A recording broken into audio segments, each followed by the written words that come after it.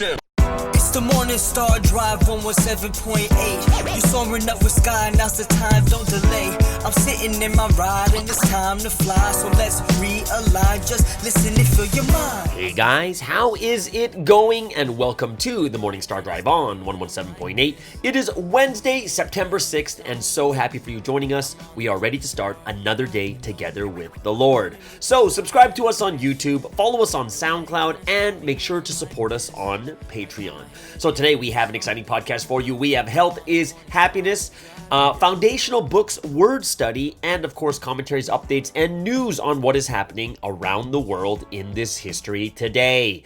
All right, everyone, how are you doing? Yes, it is Wednesday. What a wonderful day it is because we have a service tonight. If you haven't yet, go ahead, leave a like and comment below to build our community. Super happy for everyone joining us every weekday on the Morning Star Drive. So let's get up and support each other each and every day. This week's Sunday message title is Learn from Me and Believe It Absolutely and Live Strong.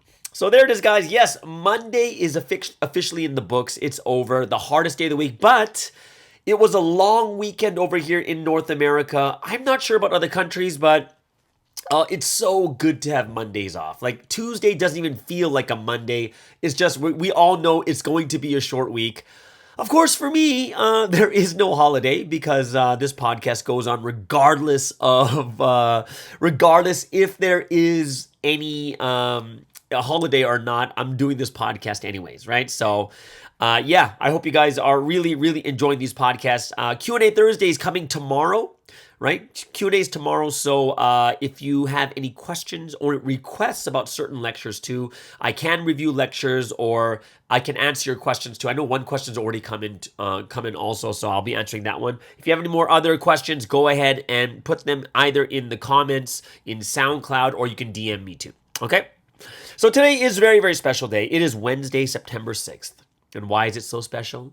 It's because we listen to the word twice in one day at pre-dawn, and then we have service in the night. Yes, that's why this day is extra special, because we hear the words of God. Now, if you thought I was going to say, because it's my birthday, I would not put my birthday over the word. So I'm not even going to mention that today is my birthday. You guys don't need to sing for me. You guys don't need to do anything. You don't even need to buy me a coffee. I'm fine. I'm fine. I'm fine. Yes, I am officially 45 today. Yes, and not just a regular 45. I look at myself more as a spruce 45, might I add. Now, you know, it's just kind of a birthday, and I don't really feel any different than yesterday, but I'm just happy and thankful that God allowed me to live another year healthy, right? Healthy. I'm exercising, playing sports, and doing all the other different things. So, one cool thing is, I'm born in the same year as Providence, 1978, right? Which is like super, super long ago. But the cool thing about 2023 is it's 2023 and 1978 have the exact same calendar, right? So the days are exactly the same. So the cool thing about today is, yes, I was born on a Wednesday too. And then, once again, you loop around, you have the exact same calendar. And now I am, full circle. Full circle has come around 45 years. And I'm born on the exact same day.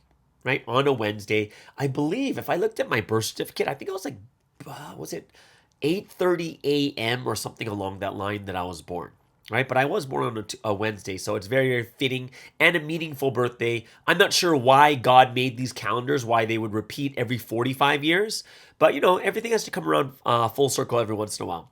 Super thankful for everyone who has bought me a coffee. I have enough coffee for the next couple of months, so I'm thankful for that. And actually, I'm going to be super honest about this. During the retreat, I think I drank like 10 cups of coffee. In those 2.5 days, I think I had 10 cups. I had like I had 8 cups of coffee. Sorry, 8 cups of coffee in 2.5 days. 3, 3, 2. And so I am super caffeinated. Today, I did have my coffee in the morning, but I'm kind of back to my regular schedule, so I only drink one a day, right? When you're on vacation, you kind of go a little bit extreme. But honestly, if I think about what happened during the retreat, I needed those coffees because it was busy as heck, right? So, and I think someone else was telling me, I think it was the Seer on YouTube was telling me that buymeacoffee.com, you know, that link I put in the description, that website had some problems. Apparently. I'm not sure, but she told me that there were some problems. But then other people didn't complain about it, so I'm not even sure. So let me know if there is a problem with that website or not. The one that you find in the description, the link, if you want to buy me a coffee. But if there are any issues, just let me know. I could probably just change it, or I don't know. Let's see what happens. So what happened yesterday is just a crazy day. So Saturday early morning after pre-dawn, we go over. We had the retreat, right? So from the early morning, we meet at McDonald's at like 6 a.m. All the guys meet together. We eat together. Then we went. It's like an hour and a half drive. We went on a hike. Right. So then after the two and a half hour hike, we went to have lunch. And then after lunch, it was just a really, really busy day. That Saturday was crazy long. Crazy long doesn't mean it's boring. It's more of there was just so much stuff that we did. And then Sunday, of course, we had service and other stuff happened too. And then, of course, we had like games until like, you know, pretty late into the night.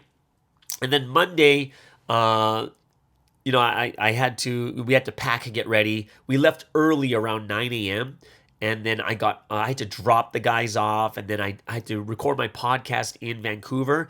And then my brother's like, hey, going to take you out for your birthday. So even though I was just tired from driving and all that, you know, the retreat is just tiring. Yeah. My brother's like, hey, let's go for early dinner. So our dinner was like at 5 p.m. I finished everything around 2:30, 3 p.m. for my podcast and such. And it was like I had an hour to get ready, shower up, and then I head out and I had dinner with my brother. He took me out for a nice Italian birthday dinner. Super relaxing, fun. And this is what made it kind of worth it. It was a nice restaurant that it's impossible. Not impossible, but it's hard to get reservations. But we went early, so we were okay. I had this. I've never had this before, but it was rabbit meat. It was rabbit ragu in a cream sauce. It was so good. And then after, he's like, hey, let's go watch a movie. So then right after that, we went to go watch the Denzel Washington movie called Equalizer 3. And the other two Equalizers are pretty good. And this one, it started off extremely violent. I loved it. It was so violent in the beginning. I was like, what? Like someone's got an axe in their head. I was like, whoa, this is crazy. So I was sitting there thinking to myself, like, this is straight up going to be like John Wick. Like Denzel Washington is like the black John Wick, right? And as the movie went on, you know that proverb that Sunseep says, like, the end is strong? Like, the ending has to be really strong. The movie started strong, crazy violent, but the ending was not strong. And as weird as this sounds, it wasn't violent enough in the end. Like, what I mean by that is, it started off so violent that you're expecting it to get more and more and more violent, right? Kind of like a John Wick. It just keeps getting violent and violent. But this one kind of like ended on like soft violence. And that kind of disappointed me because you're so amped up by the beginning, but by the end, it wasn't that good, right? And, you know, it's a movie set in Italy. So Janice over there might like this movie because there's a lot of Italian in there. But the ending was very anticlimactic, and the villain in the movie wasn't that great. So for me, Equalizer 3, it started off like it was going to be at least a 7 out of 10, and then it ended up at a 5. It wasn't that great. I don't know how to say this without sounding so like not good, but it just wasn't violent enough. There wasn't enough blood. Like there wasn't enough of it. For the way it started. Like if it was John Wick, it doesn't let you down because there's constant, like it's upping the violence higher and higher and higher. And then at the end of it, you have 150 people that were killed, right? Here, man, it just starts up at like an 8 or 9 in violence. And I was expecting it to go to like a 10, 11. Yeah, it just wasn't violent enough. As weird as that sounds, it just wasn't. Yeah. The polls. You guys see the poll? Thank you guys for actually voting in the poll. Is what is the longest you've prayed in one sitting? And it looks like about 82% of the people have prayed about up to 3 hours. About 82% up to 3 hours. which is not bad, right? Up to 3 hours is 82%. The remaining 18% have prayed over 3 hours for their longest prayer, right? So it's not the average you normally pray in a day. It's more of what is the longest you've prayed in one sitting. Now, the reason I asked this question, because it's going to kind of get into what I'm going to talk about next, is, we're fully into September right now, right? We're fully into September. It's already the 6th. The first week of September is already gone. We're going into the second week of September, all right? So this is pretty crazy how fast this month is going. And it may kind of feel like a time when we let ourselves go and relax a bit, because, since March, we have been so wound up and anxious, and it's been 5-6 months already. And then on top of it, what makes it a little bit more easier for us to relax is that we're not in Korea. Now, what does that mean? Because in Korea, you actually see the fight going on. Like, things are directly happening to the people there. People are being affected in their lives. They're socialized because they're in Providence. There's a lot of big, bad public opinion. But in the Western countries, it's not as bad. Like, you're not seeing something so blatantly open, and people are not being fired, or people are not losing friendships and stuff like that too, right? We're just not in direct contact with the difficulties. Now, if we were actually in Korea, I think we would be able to ride the wave of these protests and the YouTube channels standing up for this history. Because I look at myself right now in Canada, where I'm at right now is super easy to relax. Super easy. We just had a retreat, small church. There's no imminent danger against us. But I think this is a time for us to challenge ourselves more than ever before. And this is why I brought up the prayer poll, right? I think it's a great time right now for us to make a challenge, right? A challenge in our prayer life. I'm not asking you guys, no, I'm not talking about everyone, let's up all of our prayers every single day. That's not what I'm saying. A challenge that's going to be very, very easy is a one-shot thing, a one-time thing, right? Challenging ourselves to pray more, right? Pray more than we have ever prayed before. And that's why this poll is not about what is your average. It's about the longest you prayed in one sitting, right? Just one sitting. Because regular prayers are usually be 30 to 45 minutes at pre-dawn, maybe, right? Some people will pray for an hour every day, but that's about the average. But when I talk about most in one sitting, that's kind of like your record, right? What you've prayed for the most. Something that we are challenging ourselves more than we have in the past. It's that one thing like the Guinness Book of World Records that you can say, wow, this is my longest I've prayed. So I'm not telling people hey guys, let's pray for 7 hours. I'm not saying that. I'm just saying, let's pray longer than we did in the past, right? Let's pray longer, right? Longer than we normally did. Right? So I think it's a good challenge for all of us, especially say on a we can prepare ourselves for a Saturday long challenge prayer. Say if you normally pray, if your longest prayer ever has been an hour and 15 minutes, let's try for an hour and 20. Let's try for an hour and 25 or something where you could say, wow, my longest prayer, I've actually beat my record for my longest prayer. And this is a one-time thing. We don't have to worry about doing this every single day, but a one-shot thing. Right? If your longest is an hour, go for an hour and 10, right? If your longest is 30 minutes, then go for 40 minutes, right? If your longest is 3 hours, then, try your best to go for 3 hours and 5 minutes or something along that line. Because, average and longest are completely different things. Because one of the times, when Sunsi talks about his longest prayer, do you guys know what Sunsi's longest prayer was? Sunsi said his longest prayer was 8 days. 8 days. I can't even imagine what 8 days of prayer would be like. Because I know, 168 hours, I think, is one week is 168. Is it? 1 second, let me just try this here. 8 times 24, 192 hours. Can you imagine that, guys? And that's what he can say for the rest of his life. His longest prayer was 8 days. I know my longest prayer is 7 hours. Right? But, I think when you look at something, he has that one time. He didn't say he's praying 8 days every single time. It was a one-shot thing. But it is something that you can testify about, right? That you can go through and say, wow, I went through this. It was really powerful. This, and this. This is what I realized, right?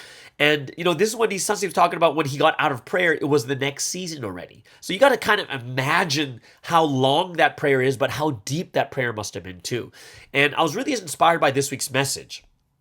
Sunstein was like, he said things like, I have set the conditions for everyone. Was this from Sunday or was it from Saturday's video message? I forget which one it was, right? But Sunstein's like, I've set the conditions for everyone. But when you think about it, he also says, but people take the word for granted. They don't know what it took to receive the word. They don't know how hard, how much effort, how much pleading, how much sincerity it took to receive the words. And the thing for us is, in order for us to know the word really well, to know the value of the word, to understand the shimjung, we also need to set some type of condition, right? So that we can understand, wow, that's how valuable this word is. And I think this is a very, very big time, a time for us all to realize and value the word more. It kind of reminds me of like parents and children. Like say if you have really, really rich parents, right? If parents just keep giving their children everything they want without any effort, without anything else, it's just spoiling their children. Then the children are not going to know the value of time. They're not going to know the value of money. They just keep taking and taking. They become super privileged, right? It's the parents, it's usually the parents that don't spoil their children, help them to put in effort, help them to value time and money that come out with really, really good children. Like one example that I have that I know is Warren Buffett. Warren Buffett is worth like tens of billions of dollars, tens of billions, right? He gives his children zero money. The only thing he ever did was pay for their education, but that's it. The children have to make it through life without any extra support from their billionaire father. Zero. And like I said, the only thing he does is pay for their education. Doesn't buy them a car, doesn't buy them anything else, right? They're not spoiled. They're not entitled. When I went to go visit my cousin, she graduated from USC and went to her wedding, talked to the other people at the other friends at her wedding.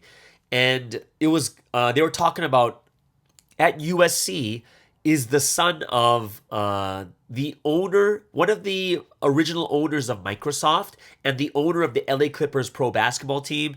And the interesting thing was, even when this person wanted to come home for Christmas, the father wouldn't buy them a ticket. They had to find it on. They had to put in the effort. They had to drive, or they had to take a flight or make the money to do it themselves, right? And this is when these children are learning the value of time and money, right? And I think this is something that we should learn too, is not to be privileged or spoiled spiritually. Like what does that mean? Like, I think many times in the past, we will kind of rely on Sunstein. Like, oh, Sunstein's going to do everything so we can relax. Sunstein is the man of mission, so when he prays, his condition is enough. And I think that's what kind of happened even when it comes to like what happened in March with AJ too, right? Where we're so reliant upon these bigger figures that we think they do all the work and we just sit back and relax. It's a very privileged and spoiled position that they're doing everything and we relax and sit back right now. Where when you look at the current situation, we've stopped relying on like just one or two people, and now everyone is standing up for themselves, protesting, even testifying in front of a lot of people, right? And the question is, we can't think about like Sunstein's going to take care of everything, or people in Korea are going to take everything, or the leaders are going to take care of everything. So let's just go on with our own lives. Like, shouldn't we be different by this point? Like, shouldn't we work just as hard as Sunstein? Should we put in just as much effort, or even more effort than Sunstein? Now, of course, when I say more effort, we will never put out exactly the same amount of effort or sincerity. That's impossible. But we can put in an equal amount of effort and sincerity for our level. One thing Sunstein said was this: when a baby doesn't have food and they're screaming and crying, that level of stress is the same level as, say, a parent who loses their job or can't pay rent or can't pay for the mortgage. Even though the problem is way higher for the parent, the level of stress is equal for the baby and for the parent, right? Because they're at different levels. And in the same way, we have to understand is to put in the same amount of effort, pleading, sincerity as Sunseem does, it doesn't mean we do the exact same thing as him because we're not the same level. But it means that for our level, are we putting in that same amount, that same level of effort and sincerity? And I think we can, right? And I think this is what it means to not leave the Lord alone, not leaving the Lord to do things by himself, right? Where he is doing the bulk of the work, praying, setting conditions and fasting and doing this and that, but the brides don't put in as much, which means they don't understand the Shimjung and they leave Sunseem at his level by himself when we should be doing it together. Now, when I think about especially in the foreign countries, like I said, we're not in Korea. We don't see things directly with our own eyes or feel it with our bodies. And I think this is why we have to be even more keen, more spiritual. Think about the situation even more. Listen to the words even more deeply. Catch the hints of what the words are saying to us so we can do things together with the Holy Trinity and Jesus. Praying for this situation much better and much more deeply, right? And I think this is like our time. And that's why I was like, you know what? We should set ourselves a challenge. Like for myself, I don't know if I could do another 7-hour prayer, but I know that I could do way more than I could do right now. The level of my prayer right now is like, you know what? I could do more than 40 minutes. I could do more than 45, right?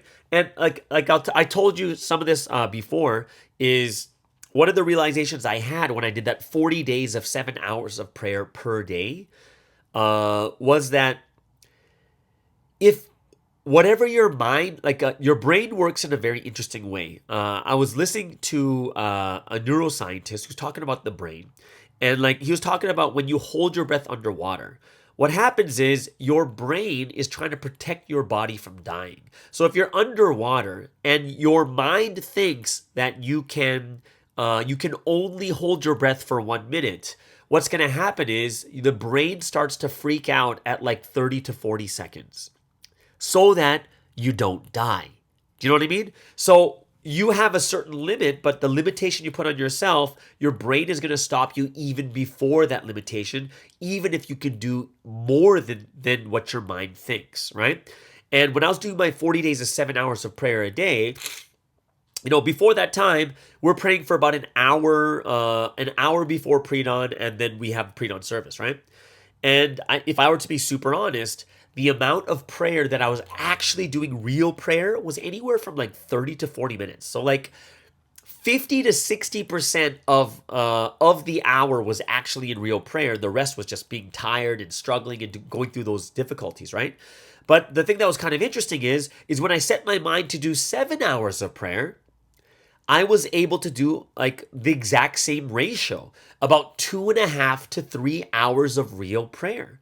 So I found that 3.5, like 3 to 4 hours of real prayer out of 7, which I found to be very, very interesting because I realized it's all in my own mind.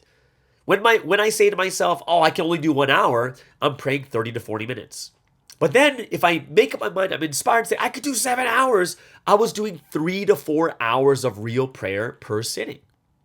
And that's something that I think that we do have to understand. The limitations we have when it comes to prayer is not so much in our capability, it's in our mind, our mindset. Our mind is stopping us from praying that much longer. So I think it'd be a great idea, a great job for everyone if we can set a day, right? I'm not sure what day for you. A lot of you guys have to work and stuff like that too, where the day you're not working, pray after pre-dawn, right? Or pray at a time where you have some time and you can beat your record and have a new record of prayer, right? Or it could just be beating the average time you actually pray. But let's do something where we can do a one-shot thing, put all of our energy in, and we can tell people in the future, like, hey, guess what? I prayed for 2 hours. I prayed for 3 hours at one point. I remember when I was very, very young in Providence. It was probably the first 2 to 3 months before Sunseem, like we were setting conditions before Sunseem came. And I really, really wanted to set a record. And within the first 3 months of Providence, of course, we had the pre-dawn prayer, praying around 30 to 40 minutes per day, right? But it was a Saturday, and I was like, you know what? Let's go for it. And that one day when I really, really put my mind to it, I prayed for 2.5 hours. And that was within the first 3 to 4 months in Providence, just challenging myself to set a record. And that was cool because I could tell people like, hey, guess what, guys? I prayed for 2.5 hours, right? And it was something that, of course, it's kind of like you're boasting or bragging, but it's more of I feel so proud of myself that I can actually do that time, right? Where in the future, for instance, when I talk about when I'm with the campus guys and the SS guys and we're hanging out, we're chilling out and stuff like that. The cool thing about this is I'm like, you know what? And these are stories you can tell to people, the younger people when you grow up and say, hey, guess what, guys? I pushed myself to the limit and this is how long I did my prayer. And they'd be like, oh, really? It's like, yeah, just got to put your mind to it.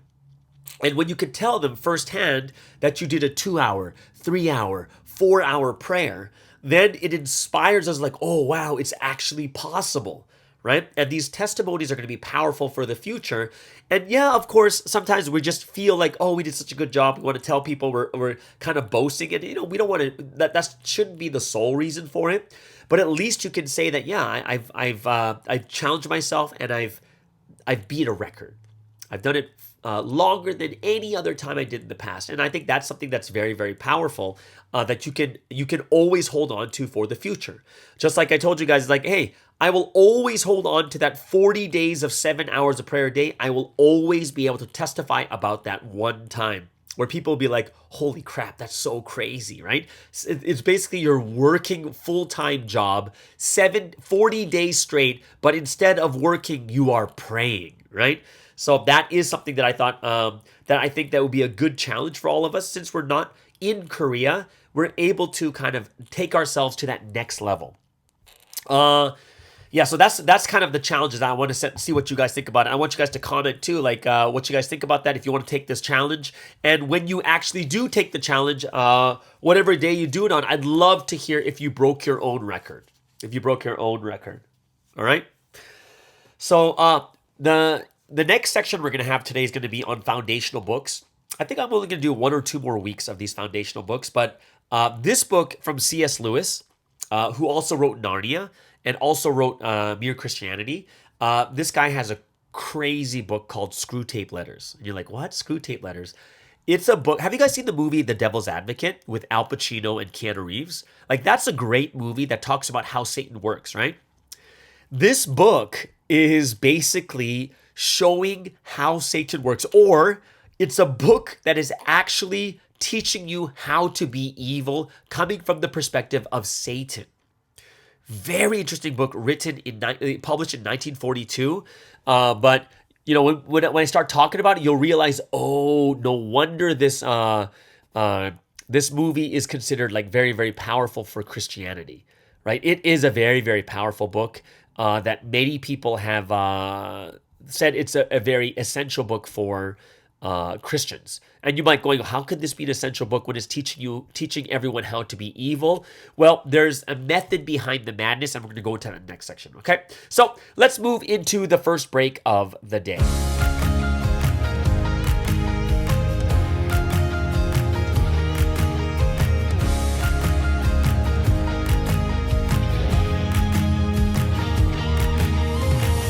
I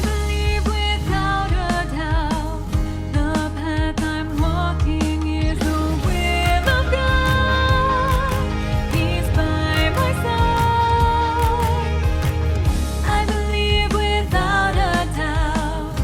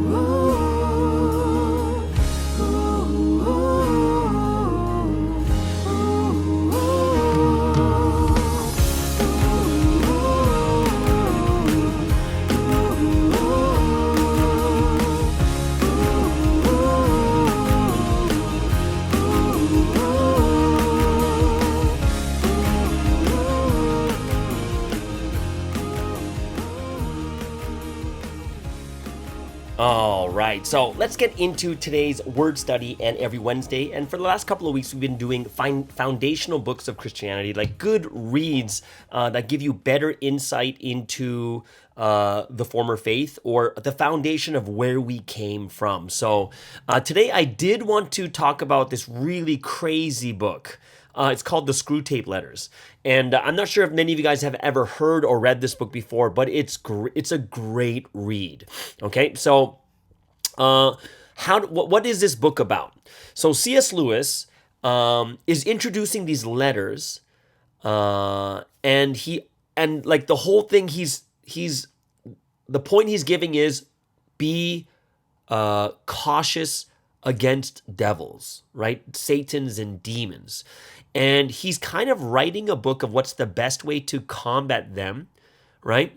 Is by mockery, and that one should be wary of either not believing in them or being excessively interested in them. And he also cautions that the devil, in this book, this devil's name is Screwtape. So when it says Screwtape Letters, Screwtape is the name of a devil, right? A Satan, a liar who cannot be believed. So it's very, very, very interesting when you look at the way that this book was written, called the Screwtape Letters, right? So when you look at the preface of the book, C.S. Lewis says he discovered a bundle of Screwtape's letters. So Screwtape's is the Satan, right? And he said he discovered them somewhere, but he's not going to say how he managed to come across these letters. So Screwtape is a Satan. He warns the reader, and Screwtape's version of events, therefore, should not be taken as the truth. Okay? So Screwtape is the devil, and he's warning everyone else. These are Screwtape's perspective, his point of view of the events that are happening. So don't take it as truth. So the letter begins, Screwtape has a nephew, right? So remember, Screwtape is the devil, or is a Satan, and his nephew's name is Wormwood. And Screwtape is teaching his nephew Wormwood on how to best tempt someone. And in these letters, it's about tempting some British man. And they call this British man in the book the patient, right? And he wants to tempt them into sin and eventually into hell. So Wormwood is an inexperienced Satan, and he has gone to a training college to help prepare him to tempt humans into sin. But Screwtape kind of complains that this college has taught Wormwood nothing because of its incompetent director. And the incompetent director's name is Slubgob, okay? So by the second letter, readers learn that the patient has converted to Christianity. So this the British male that Screwtape is using to train and teach Wormwood, this patient became a Christian and has started going to church. And the patient is most likely in his mid-30s, and he lives with and takes care of his aging mother, okay? So the patient's mother is like a really difficult woman, and she makes so many demands on the patient's time and energy. And in the early letters, right, so in the early parts of the book, Screwtape advises Wormwood to make the patient think that being Christian as it is an internal spiritual thing rather than an external way of being in the world. So after the patient prays, Wormwood was advised by Screwtape to make him fight with his mother about insignificant details about the house and chores, right? So this just so that the patient can be tempted even more to leave, right? And over the course of the early letters, the dynamic between Screwtape and Wormwood begins to take shape. So Wormwood, the nephew, keeps himself invisible as he follows the patient around on Earth. And he essentially whispers in the patient's ear, encouraging the patient to experience negative emotions, to pursue unhealthy distractions. And unlike Wormwood, Screwtape is an experienced tempter. He's already won souls for hell, and this has earned him, it seems, kind of like a mid-management position in hell, right? And they call this the lowerarchy. not the hierarchy, the lowerarchy, but he's got a mid-management position because he's been doing pretty well, like Screwtape has been. So a devilish like this lowerarchy is the name of a like Satan's corporation that determines how best to organize hell's temptation strategies on earth. Right? So after World War II begins, the patient, so now we go into World War II, and the patient now worries about whether he is going to be drafted. So Screwtape advises Wormwood to exploit the patient's uncertainty. And soon, there's a period of relative inactivity during the war. And during this time, the patient makes new unnamed friends. Now, these friends are not Christians. They are skeptical and they are worldly. So Screwtape advises Wormwood to make the patient a hypocrite. The patient should think he is better than his fellow humble churchgoers because he has such smart and sophisticated friends, and he should think he is better than his friends because he, unlike them, is a Christian. So as a result of the negative influence of these friends on the patient, Wormwood very briefly seems to be doing a good job winning over the patient's soul. Soon, however, after reading a book and going on a walk by an old mill, the patient experiences a reawakening of his faith. This reawakening amounts to a second conversion. And during this time, the enemy, God, right? So remember, this is Screwtape's letters, right? So the enemy to Screwtape is God, right? So during this reawakening, the enemy of Screwtape, which is God, forms a barrier of grace around the patient that appears to Wormwood as a noxious fog. Now, after the patient's second conversion, Screwtape advises Wormwood to tempt the patient with sexual pleasures. So Screwtape instructs Wormwood to make a list of all the young women in the patient's neighborhood that would prove to be a bad marriage match for the patient. But the patient falls in love with the woman, right, who is a Christian girl from a Christian family. The woman has a tremendously positive influence on the patient's life. Screwtape hates the woman. And during this time, Wormwood reports Screwtape to Hell's secret police because Screwtape writes that the enemy really loves humans. Now, in Hell, this claim is heresy, right? To say that God really loves humans. But in Hell, this is a heresy. And it contradicts Hell's essential teaching that the enemy's love is a lie that the enemy uses to mask his self-interest, right? So that's what Hell is saying about God is, yeah, it's not real love. It's just there to mask his self-interest. Wormwood continues to make poor progress with the patient, and during an episode of intense anger, Screwtape transforms into a giant centipede. Now, this is a normal occurrence. He, an outward manifestation of his inner life force, is able to clear his name with Hell's authorities by explaining that he was only speaking of the enemy's love for humans as an analogy for the enemy's incomprehensible preoccupation with humankind. So as the letters go on, you have like World War II is becoming more active again. Like the war is starting to pick up again, and the Germans begin to drop bombs on the patient's unnamed hometown. Now, the patient's unspecified duties place him in harm's way, and he soon begins to fear for his life. Screwtape advises Wormwood to exploit the patient's cowardice, but not to the extent that the patient prays for help with it, like prays to God, right? So during one bombing, the patient acts according to his duty. Because he's afraid, however, the patient feels himself to be a coward. However, this is bad news for Wormwood, and Screwtape says it keeps the patient humble. So Screwtape warns Wormwood that the patient's soul is prepared for heaven, and he advises Wormwood to keep the patient alive as long as possible. That way, Wormwood can use the patient's whole life to tempt him away from the enemy, or God, and into sin. But the patient dies during a German air raid, and his soul is taken into heaven. Now, because of his failure, Wormwood must take the patient's place, and Wormwood begs Screwtape for mercy, but Screwtape laughs, saying there is no mercy in hell. Screwtape concludes the final letter by saying how excited he is at the prospect of eating Wormwood alive.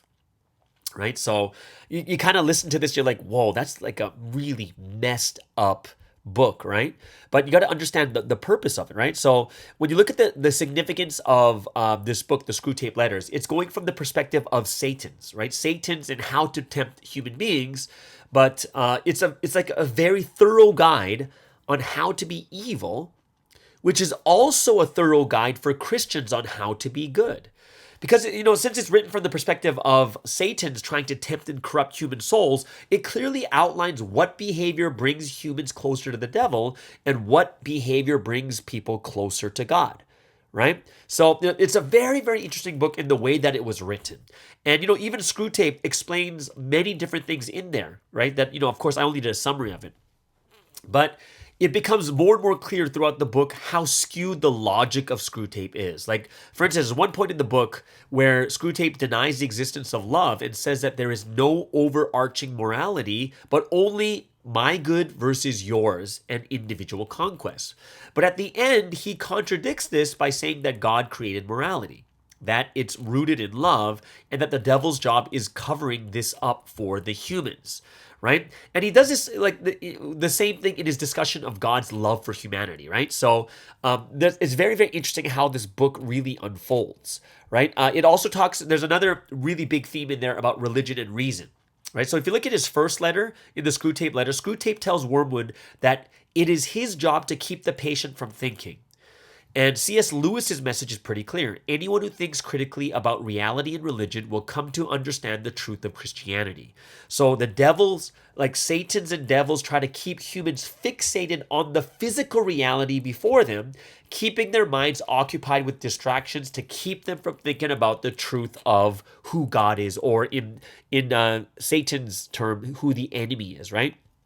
So every letter that's in this book, every letter of Screwtape is an attempt to prove some facet of Christianity true, right? Interesting as that is, right? So a key example of this comes in letter 21, when Screwtape encourages Wormwood to influence the patient to adopt the sense of ownership of his time and existence. And this is completely nonsensical, and Screwtape notes this. He says humans might as well own the moon, as no one created the world or chose to be born. But then this also brings up a fundamental doctrine of Christianity, which is that time and all elements of human life are a gift from God, but Screwtape wants humans to reject God while taking ownership of his gifts, right? So it's very, very interesting. Another big theme in this book is going to be about love. So through Screwtape's letters, C.S. Lewis makes the argument that love is the principal cause of existence and the principal virtue of mankind. But it is also Satan's weakness.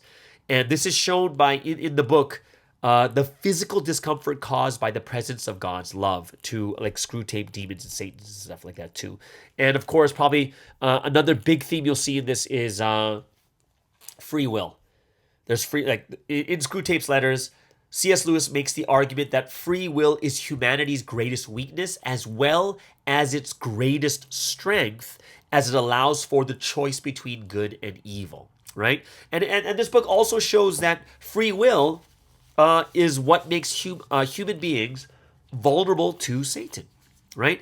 And it's also important to note that the devils, like Satan's and demons, devils cannot force humans to commit evil acts and wouldn't want to, even if they could, as, the Satans and demons only get gratification from influencing humans to sin with their God-given free will. So it's quite interesting because it talks about the other side that we don't really think much about.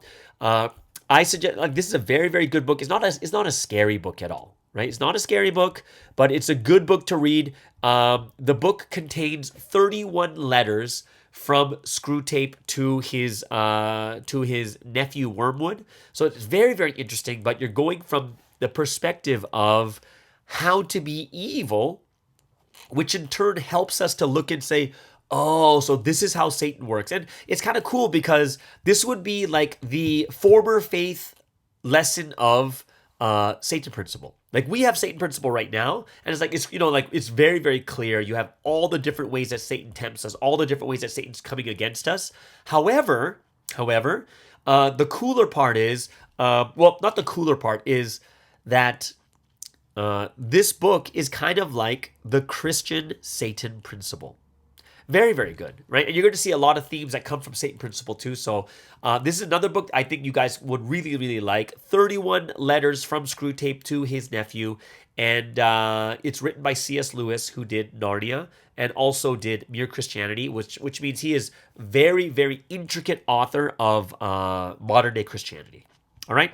So there it is, guys. That is today's foundational book, The Screwtape Letters. Hope you guys really enjoyed it. And I hope you guys can find it. You know, you can download the PDF for free, or you can also, I think you can download the PDF for free, or you can get the audiobook that's in, you can find that on YouTube and other places like Amazon Kindle and stuff like that too.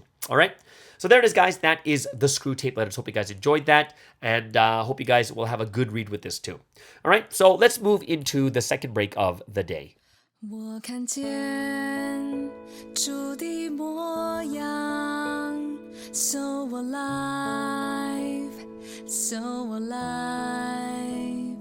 我听见主的声音 So clear, so clear 他的爱融化我心使我灵魂安然平静，那话语充满能力，使我能看见改变的神迹。多幸运，在新时代里与主一起经历。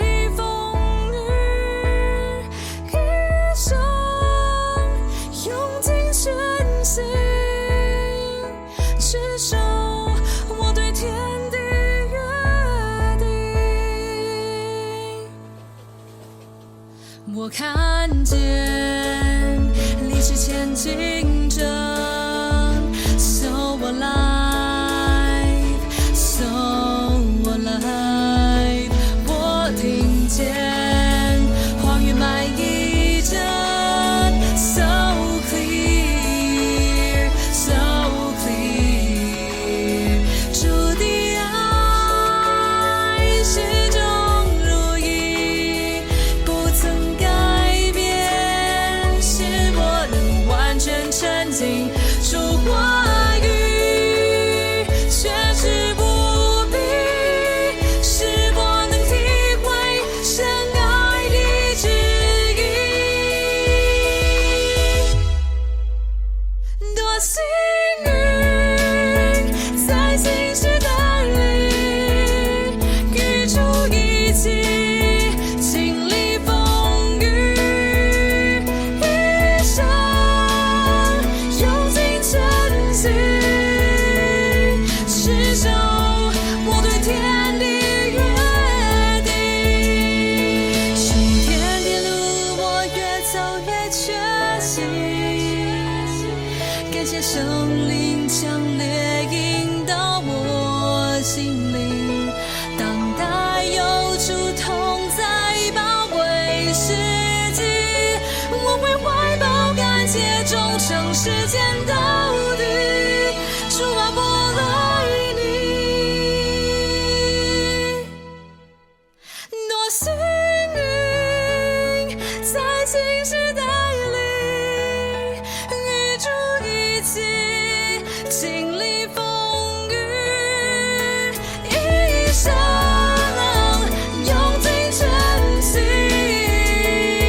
持守我对天的约定多幸运在新时代里与主一起经历风雨一生用尽真心持守我对天的约定我看见主的模样 So alive, so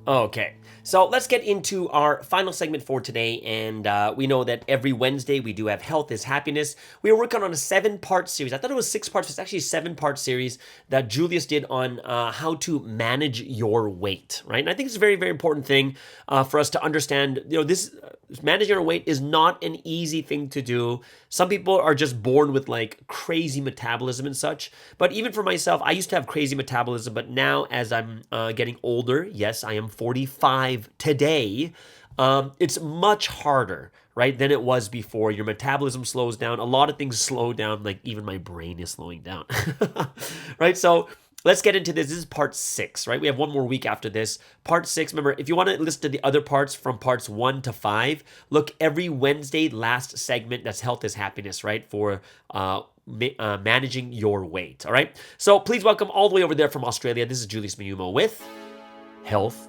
is Happiness.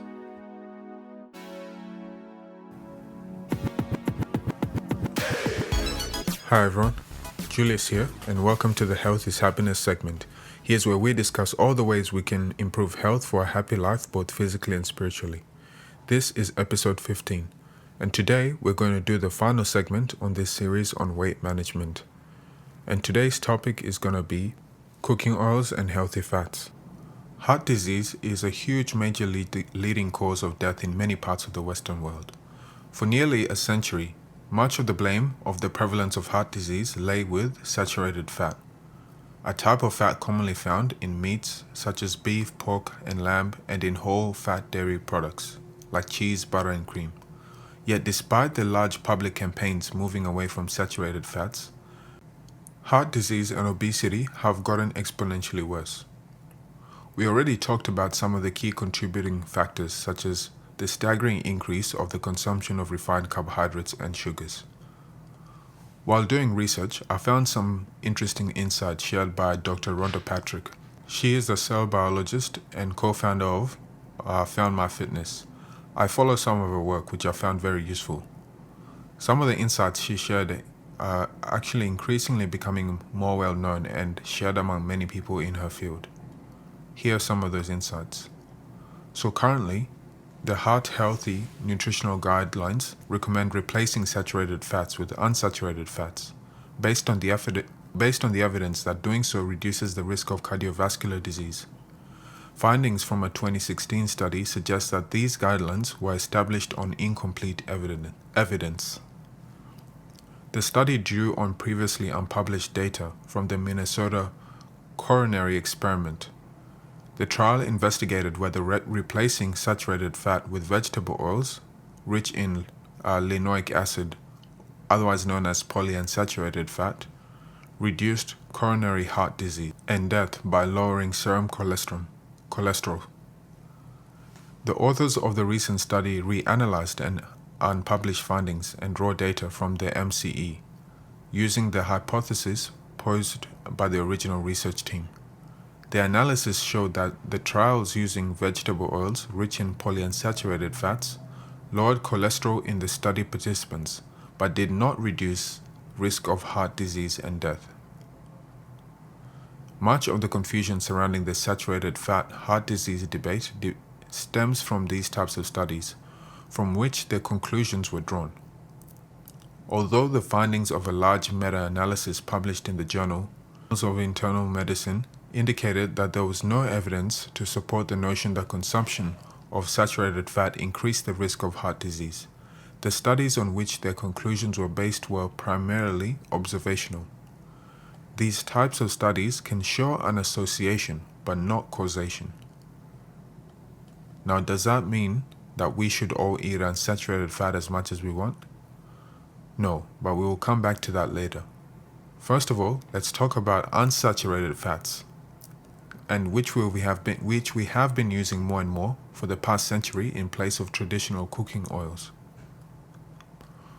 So what are these vegetable oils, and are they healthy?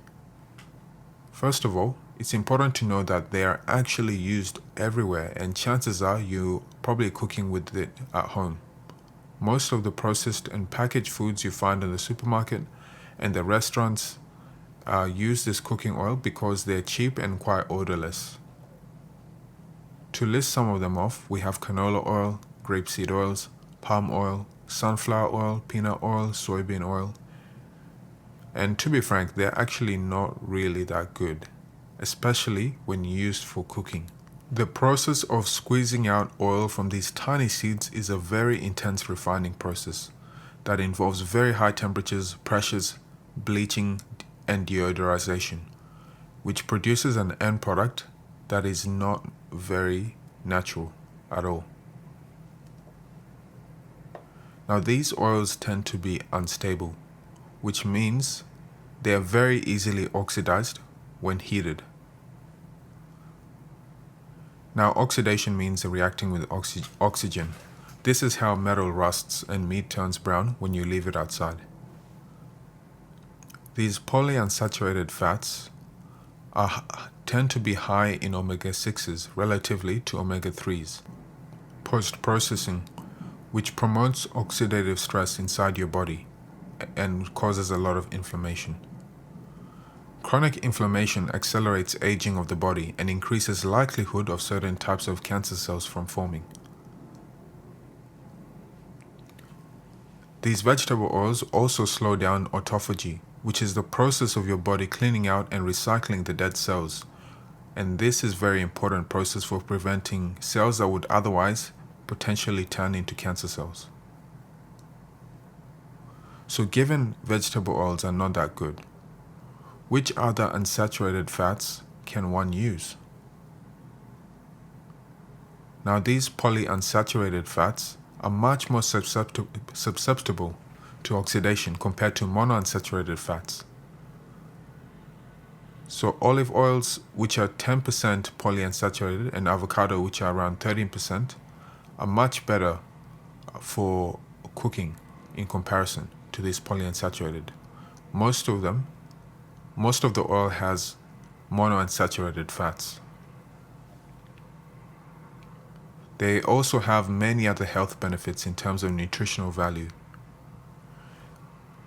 They can be both used as cooking oil, but one thing to keep in mind with olive oil is that it has a low smoke point, about 190 degrees, so it can easily burn. So if you're frying things at much higher temperatures, it's more ideal to use avocado oils.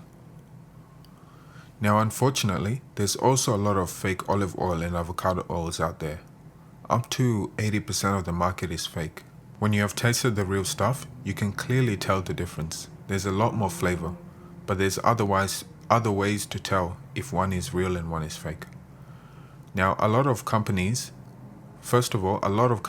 tend to blend their olive oil with cheaper, low-quality oils. So always go for the 100% extra virgin olive oil or avocado oil, and make sure that it's cold pressed. Don't go for the ones that say light or pure virgin olive oil. Now, second, the bottle should be tinted or opaque. It should not be transparent. Sunlight and heat will cause the olive oil to oxidize and worsen the flavor. Now, third, it should also be packaged either in glass or ceramic as opposed to plastic. Now, if it's 100% real, then plastic is fine, but it's not the ideal. It should also tell you to store it in a cool, dark place. Number 4, if possible, it's best to check if the source of origin is Italy or Greece. Then you have more certainty that you're getting the real deal.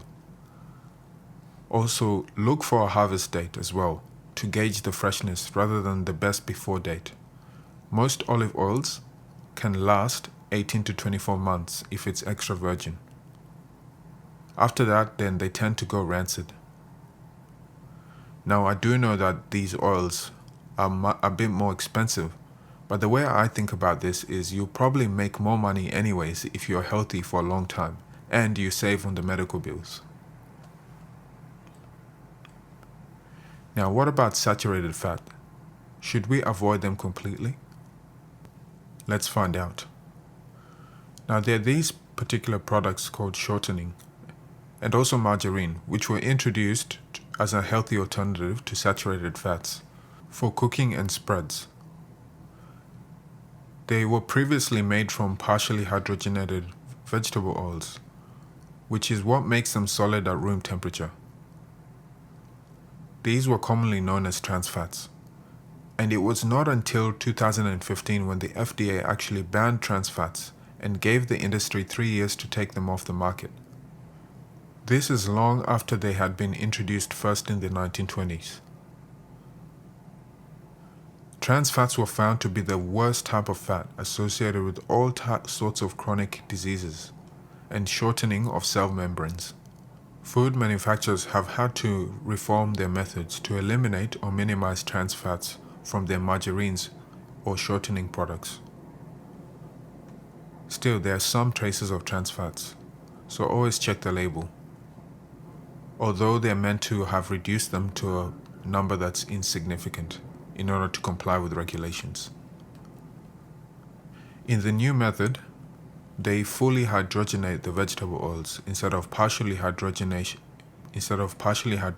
them, and this eliminates the trans fats.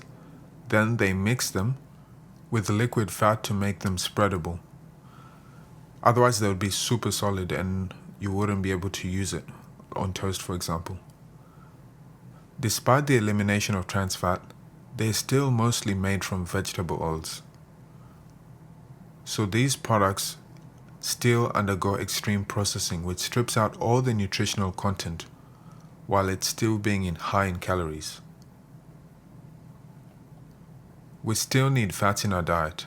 It's something that we have been eating for thousands of years, and it's very important to get a certain amount of fat-soluble vitamins, which you won't find in these alternatives. You will find them, however, in saturated fats.